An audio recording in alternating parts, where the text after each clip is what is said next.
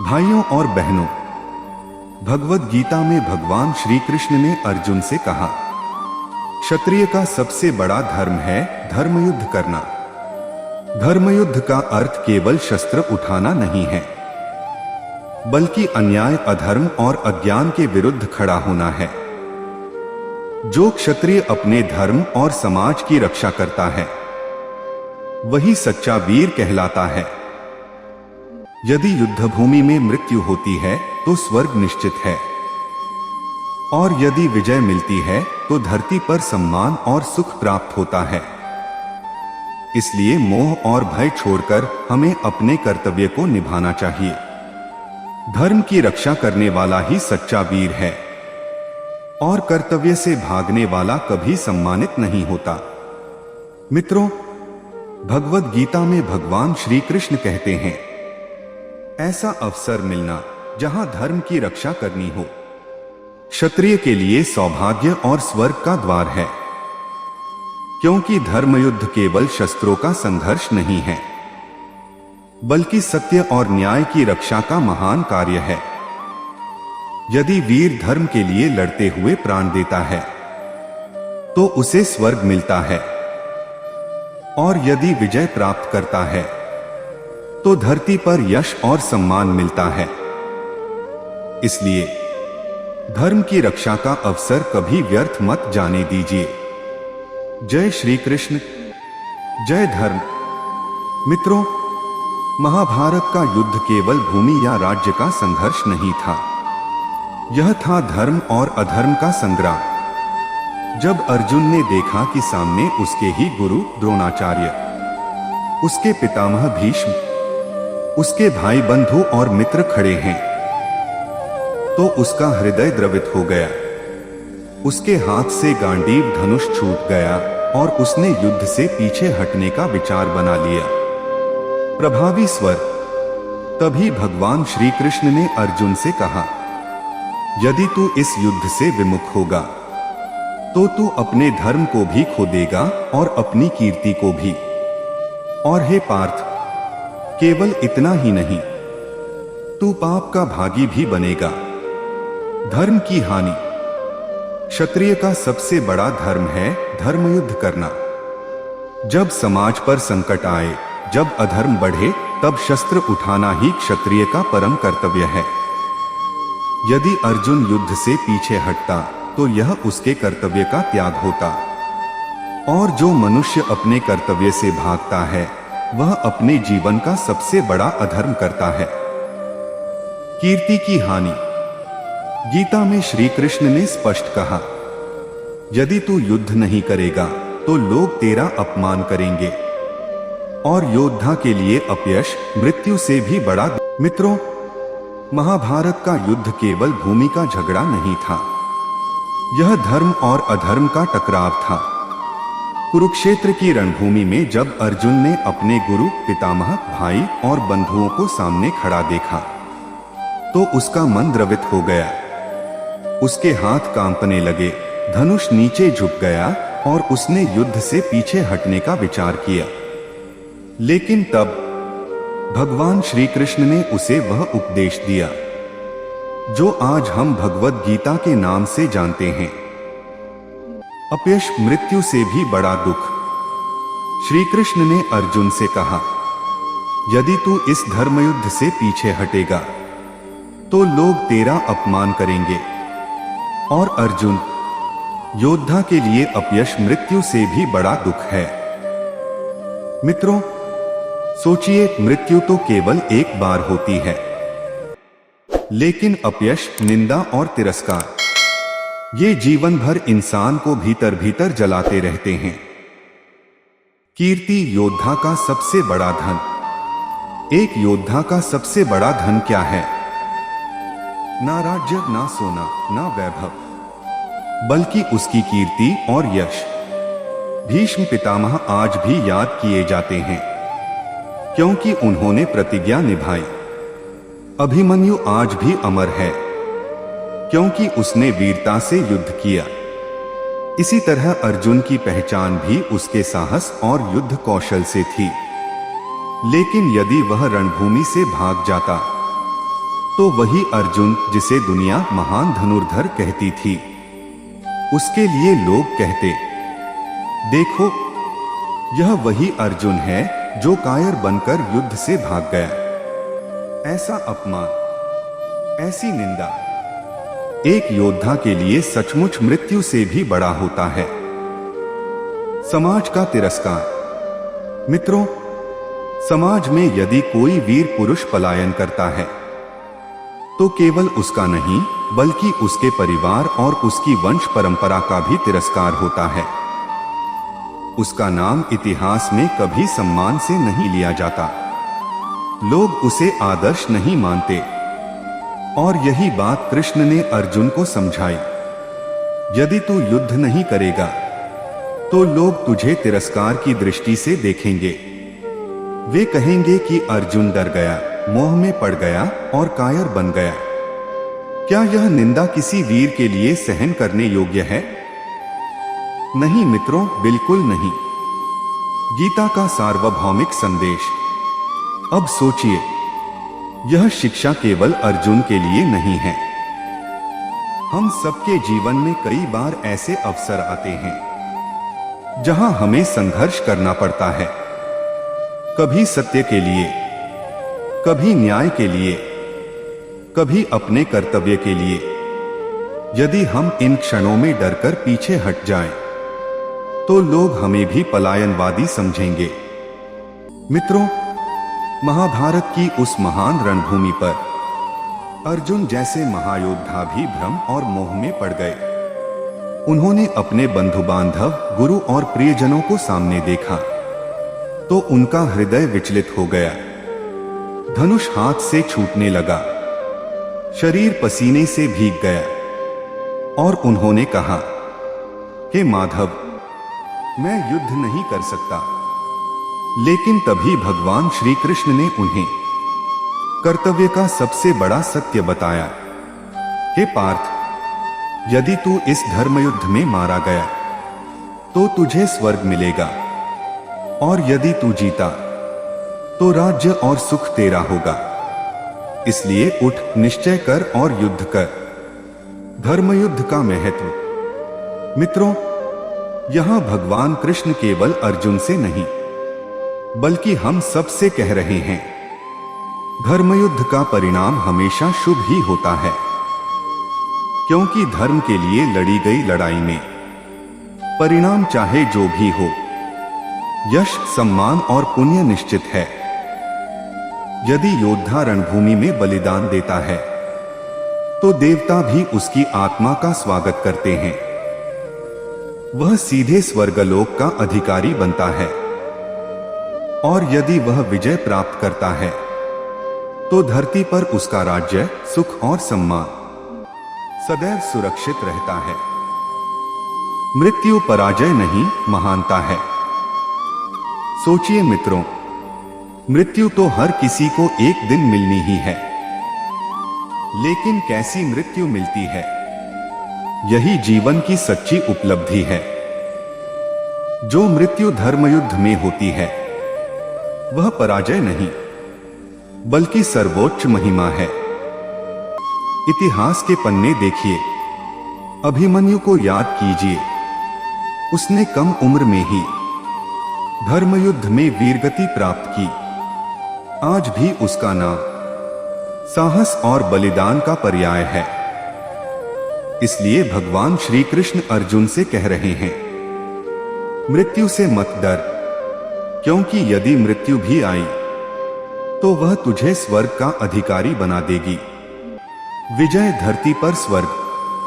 अब यदि विजय की बात करें तो विजय केवल राज्य या धन नहीं देती बल्कि सम्मान, यश और धर्म की स्थापना भी करती है।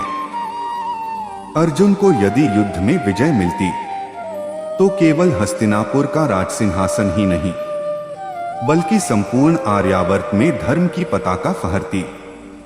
विजय का अर्थ है अन्याय और अधर्म पर धर्म की विजय, और यही राज्य सुख का सबसे बड़ा कारण है।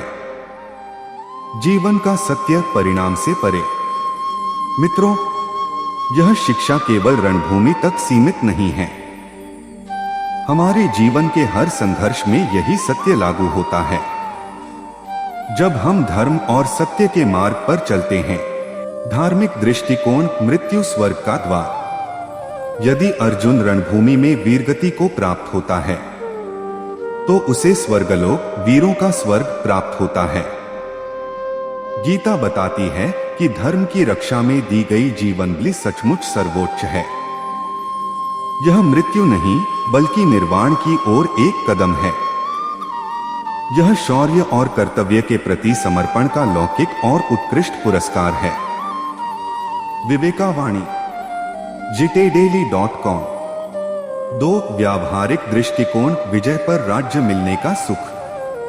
वहीं यदि अर्जुन युद्ध जीतता है तो उसे राज्य, सम्मान और प्रतिष्ठा मिलती है। यह विजय केवल व्यक्तिगत विजय नहीं बल्कि यह धर्म की जय का सूचक और समाज की उन्नति का आधार है। जीवन में यदि हम धर्म और सत्य के पथ पर दृढ़ता से खड़े हों तो भौतिक स्तर पर भी हमें सुख और समृद्धि मिलती है। bhagavadgitaforal.com। 3 यह एक विजयी विकल्प है, दोनों ही मार्ग सफलता वाले हैं। कृष्ण उस परिस्थिति में अर्जुन की मानसिक उलझन दूर कर रहे हैं जहां अर्जुन के सामने केवल 2 संभावनाएं थीं, मृत्यु या जीत। लेकिन कृष्ण बताते हैं कि दोनों ही मार्ग उसे लाभ पहुंचाएंगे। इसलिए उठकर जुट जा, यह केवल युद्ध का आह्वान नहीं बल्कि धर्म की पुकार है। bhagavadgitaforal.com, jitaidaily.com। 4 आधुनिक जीवन में इस श्लोक का महत्व। यह सिर्फ युद्ध के संदर्भ में नहीं, यह शिक्षा हर जीवन क्षेत्र में लागू होती है। यदि तुम अपने कर्तव्य का पालन करते हुए कठिनाई में भी ठहरते हो तो आत्मसम्मान तुम्हारा होता है। यदि सफलता मिलती है तो समृद्धि, सम्मान और आनंद तुम्हारा होता है। इसलिए चाहे परिणाम कुछ भी रहे, प्रयास ही सर्वोपरि है और इस प्रयास में ही विजय है। 5 एक प्रेरणादायक उद्धरण। इसी तर्ज पर स्वामी विवेकानंद जी ने कहा, यदि तुम मरो तो स्वर्ग प्राप्त होगा, यदि जीतो तो पृथ्वी तुम्हारी है। यह विचार हमें बताता है कि जीवन के संघर्ष में जो भी हो, धर्म की रक्षा के लिए उठो, प्रयास करो, परिणाम अपने आप मिलेंगे। विवेकावाणी 6 निष्कर्ष। उठो और दृढ़ निश्चय से युद्ध करो। दोस्तों, गीता का यह उपदेश हमें यह सिखाता है कि जब तुम्हें अपने धर्म, सत्य या कर्तव्य की रक्षा के लिए खड़ा होना हो तो 2 संभव परिणाम सिर्फ तुम्हारे सामने होंगे, मृत्यु पर स्वर्ग या विजय पर राज्य। दोनों ही रास्ते लाभदायक हैं।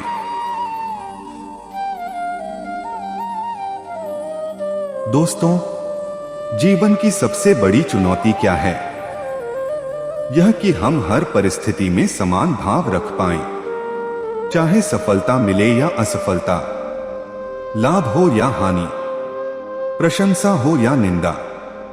और यही शिक्षा श्री कृष्ण ने महाभारत के मैदान में अर्जुन को दी। आइए सुनते हैं गीता के अमर शब्द। श्लोक का परिचय।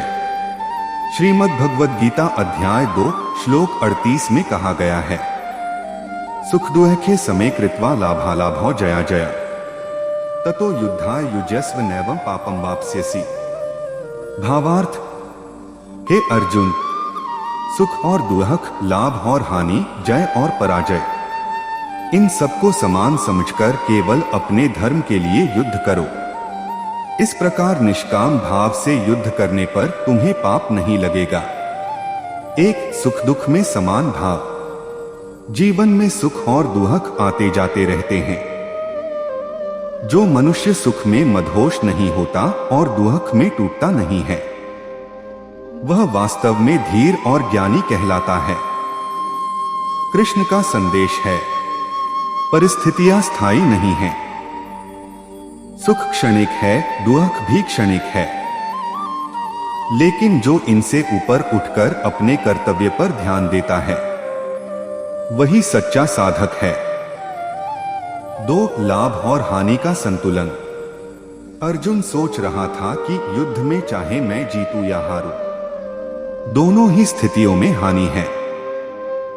यदि जीतूं तो अपने ही बंधु बांधव मारे जाएंगे, यदि हारूं तो अपनी प्रतिष्ठा खो दूंगा। लेकिन कृष्ण स्पष्ट करते हैं, हे पार्थ, लाभ और हानि का विचार मत करो, कर्तव्य के मार्ग पर चलो, क्योंकि लाभ हानि तुम्हारे हाथ में नहीं है, तुम्हारे हाथ में केवल कर्म है। 3 जय और पराजय से ऊपर उठना। हम सब चाहते हैं कि हमेशा विजय हमारी हो, लेकिन गीता कहती है, विजय या पराजय दोनों ही परिणाम ईश्वर की इच्छा पर निर्भर हैं। मनुष्य का अधिकार केवल प्रयास पर है। यदि तुम्हारा प्रयास निष्काम और धर्मप्रक है, तो पराजय भी आध्यात्मिक विजय में बदल जाती है। 4 निष्काम भाव का महत्व। श्री कृष्ण यहां अर्जुन को निष्काम कर्मयोग की शिक्षा दे रहे हैं। निष्काम भाव का अर्थ है कर्तव्य करते समय फल की चिंता न करना। फल की आशा से किया गया कर्म बंधन लाता है, लेकिन कर्तव्य भावना से किया गया कर्म मोक्ष का मार्ग खोलता है। कृष्ण का यह संदेश आज भी हमें यह सिखाता है कि काम करो, प्रयास करो, लेकिन परिणाम की चिंता मत करो। परिणाम तो स्वयं ईश्वर देंगे। 5 आधुनिक जीवन में प्रयोग। दोस्तों, यह शिक्षा के महाभारत के रणभूमि में अर्जुन के मन में दुविधा थी। वह सोच रहा था कि यदि वह अपने ही भाइयों, गुरुजनों और बंधु बांधवों को मार देगा तो उस पर भारी पाप लगेगा। लेकिन तभी भगवान श्री कृष्ण ने उसके भ्रम को दूर करते हुए कहा, हे पार्थ, यदि तू निष्काम भाव से केवल धर्म और कर्तव्य की रक्षा के लिए युद्ध करेगा तो उस पर कोई पाप नहीं लगेगा। एक धर्मयुद्ध की परिभाषा। गीता हमें यह स्पष्ट रूप से बताती है कि युद्ध 2 प्रकार के होते हैं। एक वह जो स्वार्थ, लालच या क्रोध में किया जाए, और दूसरा वह जो धर्म की रक्षा, न्याय की स्थापना और अधर्म के नाश के लिए किया जाए। पहला युद्ध पाप की ओर ले जाता है, लेकिन दूसरा युद्ध धर्म युद्ध कहलाता है, और इसमें भाग लेना योद्धा का परम कर्तव्य होता है। 2 अर्जुन की दुविधा। अर्जुन को लग रहा था कि अपने ही गुरु भीष्म और द्रोणाचार्य के विरुद्ध शस्त्र उठाना अधर्म होगा। उसकी करुणा और मोह उसे पीछे खींच रहे थे। लेकिन कृष्ण ने कहा, हे अर्जुन, यह युद्ध तेरे स्वार्थ का नहीं है। यह युद्ध है धर्म की स्थापना का, अन्याय के विनाश का। इसलिए यदि तू इस धर्मयुद्ध से पीछे हटेगा तो तू अपने क्षत्रिय धर्म का उल्लंघन करेगा और पाप का भागी बनेगा। 3 पाप से मुक्ति का सूत्र। कृष्ण ने अर्जुन को यह महान सूत्र दिया। कर्तव्य और धर्म के लिए किया गया निष्काम कर्म कभी पाप नहीं बनता। पाप तब लगता है जब हम अपने स्वार्थ, क्रोध, लोभ या मोह से प्रेरित होकर कर्म करते हैं। लेकिन यदि हमारा उद्देश्य केवल धर्म की रक्षा और कर्तव्य पालन है तो वही कर्म पुण्य बन जाता है। यही कारण है कि भगवान श्री राम ने भी रावण का वध किया। वह हत्या नहीं थी, बल्कि धर्म और सत्य की स्थापना थी। 4 निष्काम भाव का महत्व। निष्काम भाव यानी बिना किसी फल की इच्छा के कर्म करना। भगवान कहते हैं, यदि तू युद्ध करेगा विजय पाने के लिए, राज्य पाने के लिए, तो यह युद्ध तुझे पाप की ओर ले जाएगा। लेकिन यदि तू केवल अपने कर्तव्य को निभाने के लिए शस्त्र उठाएगा तो तुझे पाप नहीं लगेगा। यही कर्मयोग का रहस्य है। कर्तव्य करो, लेकिन फल की चिंता मत करो। 5 आधुनिक जीवन में सीख। यह शिक्षा केवल कुरुक्षेत्र तक सीमित नहीं है। आज भी हर इंसान अपने अपने जीवन के रणक्षेत्र में खड़ा है। एक विद्यार्थी का धर्म है ईमानदारी। दोस्तों, अगर आपको यह वीडियो पसंद आया हो तो कृपया लाइक और शेयर करें। और अगर आप गीता, भक्ति और प्रेरणादायक कहानियों से जुड़े ऐसे ही सुंदर वीडियो रोजाना देखना चाहते हैं तो हमारे चैनल को सब्सक्राइब करना बिल्कुल न भूलें। साथ ही बेल आइकन दबाइए ताकि नया वीडियो आते ही आपको सबसे पहले मिल जाए। जय श्री कृष्ण, जय बजरंगबली।